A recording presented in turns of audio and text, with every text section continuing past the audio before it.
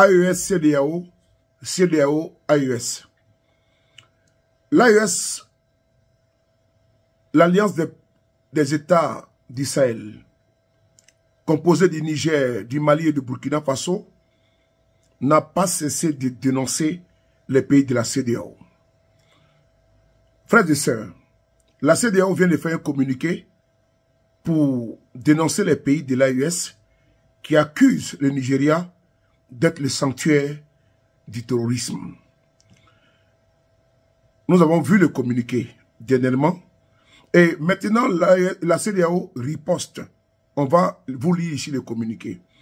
La CEDEAO soutient le Nigeria et les États membres de la CEDEAO contre les allégations infondées. C'est le titre du communiqué. La communauté économique des États de l'Afrique de l'Ouest, en abrégé CEDEAO, exprime sa profonde préoccupation face aux allégations portées contre le Nigeria et d'autres États membres de la CEDEAO. La Commission soutient fermement le Nigeria et les autres États membres de la CEDEAO contre les allégations selon lesquelles ils parraineraient le terrorisme. Depuis des années, le Nigeria soutient la paix et la sécurité de plusieurs pays. Non seulement dans la sous-région de l'Afrique de l'Ouest, mais aussi sur le continent africain. Les récents succès enregistrés par la force multinationale mixte, en abrégé MNJTF, dirigée par le Nigeria, démontrent l'engagement du pays envers la paix et la sécurité dans toute la région. La CEDEAO refute toute suggestion selon laquelle un pays aussi généreux et magnanime deviendrait un État parrain du terrorisme. La CEDEAO appelle tous les pays, les États de la région à promouvoir le dialogue et la stabilité et à s'abstenir de faire des accusations qui ne sont pas soutenues par des preuves. Fait à Abuja, au Nigeria, le 26 décembre 2024. Frères et sœurs, la CEDEAO vient ici de répondre à l'AES, l'Alliance des États d'Israël, face aux accusations de ces pays de l'AES, Niger, Burkina et Mali. Nous avons écouté également le président général Abdourahmane Tani qui a enfoncé le clou au cours d'une interview à la télévision publique du Niger, RTN.